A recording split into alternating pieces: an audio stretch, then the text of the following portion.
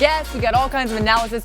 You don't want to miss it. And speaking of special guests, Chad Johnson joining us in studio. And of course, you know, he'll show you the best NFL celebrations of all time. Maybe throw one in there that he never got to do. Wait till you hear about it. And Matt Nagy says the time is now for the Bears. Why that means we might see Justin Fields starting by week 1. And when there's a top 10 quarterback list, you know Dan Orlovsky is going to have something to say. We'll reveal his own list and why Mina couldn't wait to destroy it today. All right, you see him right there. Dan and Mina are with you for this hour. Field Yates as well to make sense of it all, right, Field? And coming up, someone will tell you why the best part of Jalen Hurts' game is something his Eagles coach and OC have never used before. But let's roll with the reason today is important. 2 weeks from today, veteran players will report to Packers training camp.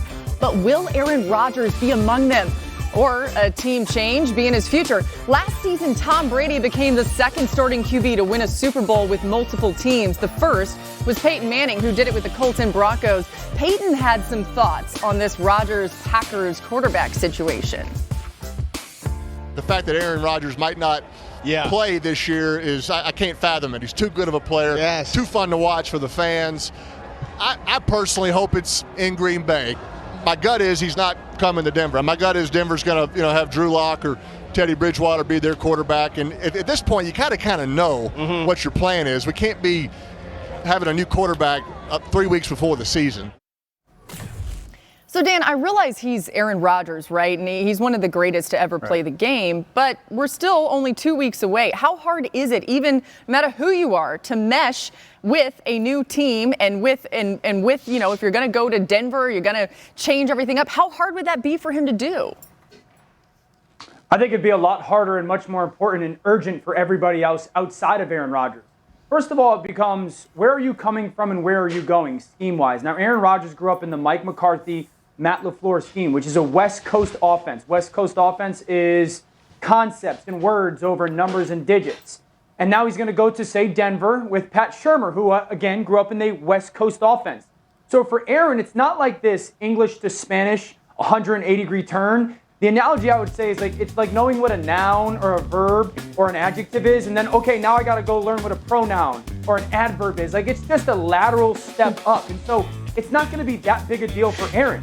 It's a bigger deal for everybody else.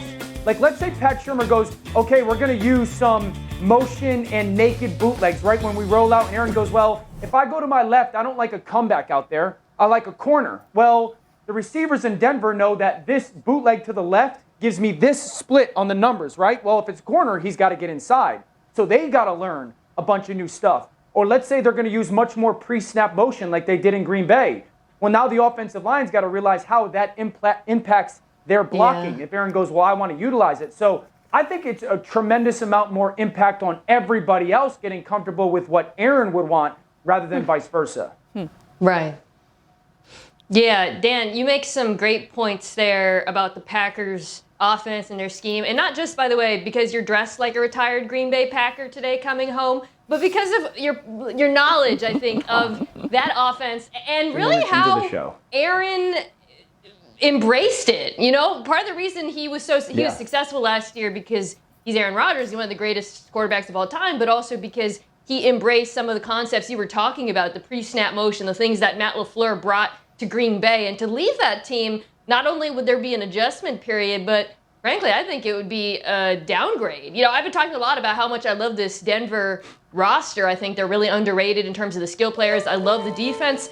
But Green Bay has a lot of advantages schematically, from a coaching perspective. Sure. And then I think as a complete team, when you look at this depth chart from top to bottom, from the skill players, the much maligned skill players are actually really solid, very good offensive line. And then on defense, I think this is a defense that was average last year that I expect to improve this season. We saw Rashawn Gary, who I've talked about as a potential breakout player, pass rusher on the rise. They've got a couple of really great safeties. I drafted Eric Stokes to compete with Kevin King. On top of all that, they play in the NFC, and if I was NFC North, rather, and if I was Rodgers, I'd rather be in a very winnable division than in the AFC West, where you have to deal with the likes of Patrick Mahomes. Field, it feels like we've decided that Aaron Rodgers is going to be a Packer again. He's going to go back, and it seems like that's where everybody's trending right this second. Is that where we are here?